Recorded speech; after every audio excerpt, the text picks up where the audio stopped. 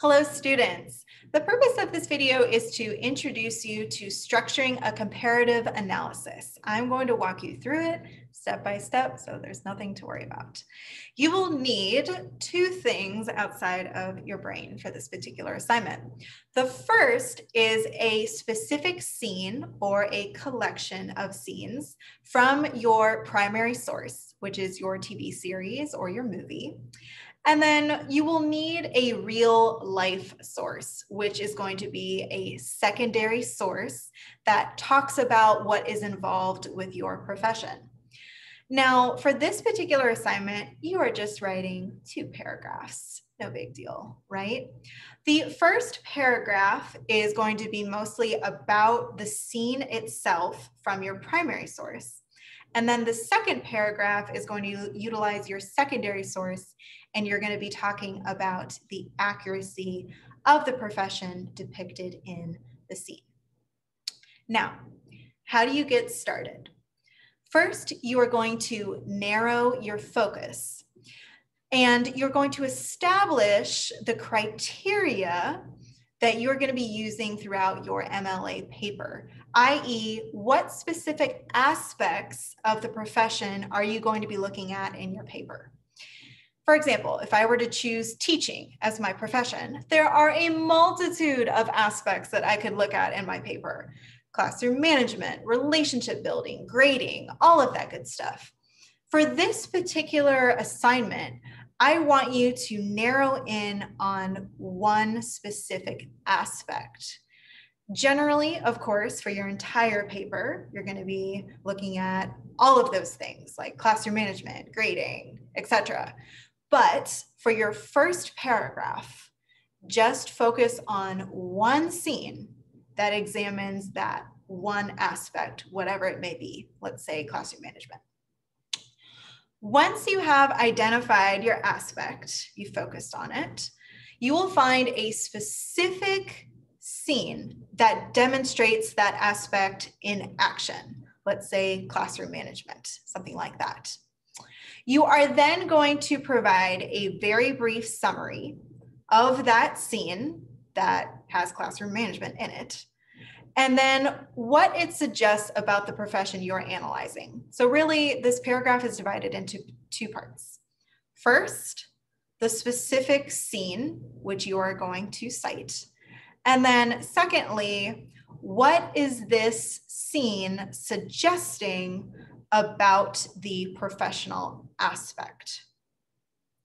For example, let's say that I'm examining the profession of a teacher, and my primary source is the TV show New Girl. I would give a summary in which the main character, Jess, she happens to be a teacher, is busy trying to grade papers because I chose grading as my professional aspect. And her students are making a bunch of noise in the background. I would then explain that this scene suggests that teachers are not given a lot of time to grade. They got to cram it in when they can. And that students can sometimes disrupt the grading process. Okay, so remember, you're only using your primary source in this paragraph, your movie or your television show, and your own thoughts about what the scene is saying about the profession. You will not be talking about the accuracy of the profession at all in this paragraph. That comes next for your accuracy argument paragraph. Okay, now for this one, you are going to be judging the scene and arguing as to if it accurately or inaccurately portrays the profession. For this, you will need to use at least one secondary source, which will benefit you greatly. I'll talk to you about it in a second.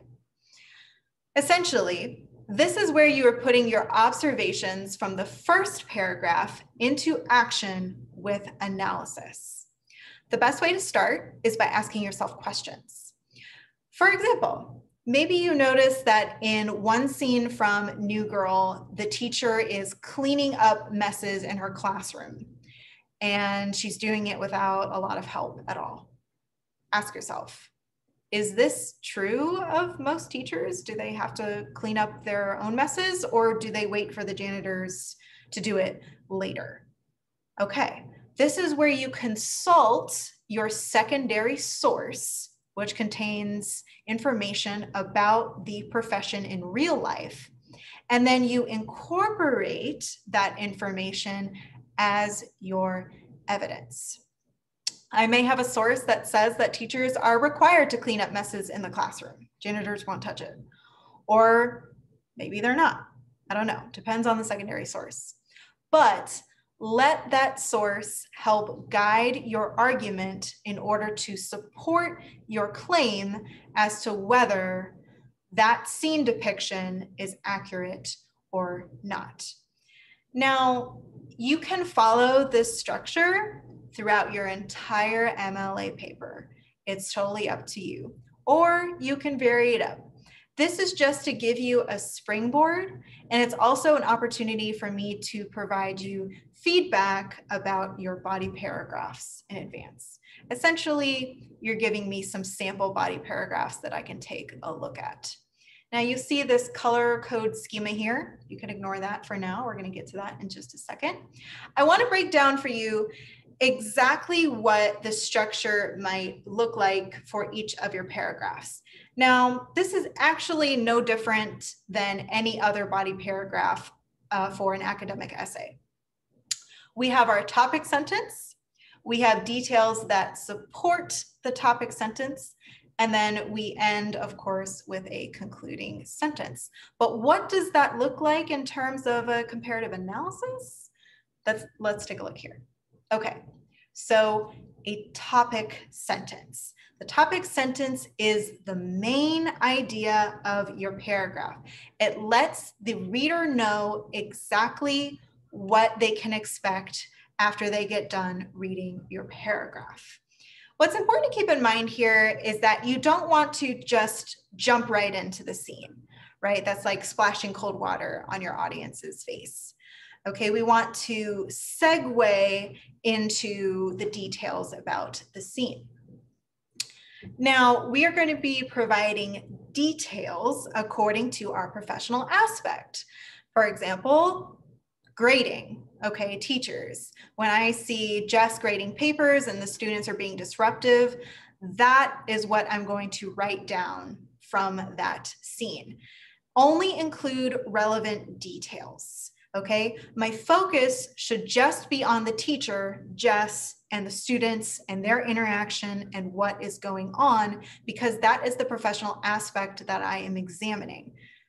It doesn't matter if her classroom walls are red or if there's a plant in the background or anything like that, okay? We can just toss that aside.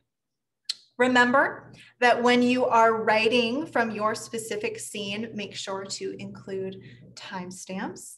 And then finally, maybe there are a ton of scenes that involve just grading, and you want to use components of a couple of those.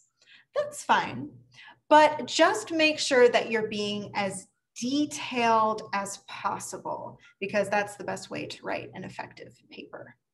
Okay, and then you have your concluding sentence. This summarizes everything that you just said in the paragraph. What's important to keep in mind is that we don't want to incorporate analysis just yet about the accuracy or inaccuracy of the profession. Okay, that is what the second paragraph is for. Usually when I write, I found that ending on a question is actually a pretty nice segue. So you can use that if you wish. All right, the argument paragraph, your bread and butter, your analysis. We are still going to begin with a topic sentence that does not change, where you suggest what this paragraph is going to be about. This is where you state your claim about whether the scene is accurate or not in its depiction of the profession. You are then going to use details and specifics from your real life secondary source. And of course, don't forget your in-text citations when you are taking information from that source. Think about it like ONET, right? The source that you used for your annotated bibliography, where it goes in detail about the day of a life for a particular profession like teaching. You are going to use that source against the scene that you have selected in order to detail, give evidence about, well, that was actually a really accurate example of what it's like for a teacher to grade papers. Or maybe it's not. You know, it just depends on what your secondary source is saying. And then finally, of course, you're going to end with your concluding sentence that wraps up your argument and ties it in a neat little bow. Now, I want to give you an example of these paragraphs using color codes. You do not have to color code. It is just something that I do to make it easier. It often helps students visualize their analysis a little bit better, but it's totally up to you. Now, I have provided color codes for each of my paragraphs and their coinciding sentence types. For this example, I am analyzing the movie Chocolat, which has the profession of a baker in it. Okay, my scene suggestion paragraph in which I'm just using my primary source and the thoughts from my brain. The topic sentence. The movie Chocolat would have audiences believe that bakers tend to give away free samples. I'm going to highlight that and put the color of my topic sentence right here. Clearly, as a reader, I can understand from this sentence that the writer is going to be talking about the profession of a baker and specifically the professional aspect of giving away free samples. We're on the right track.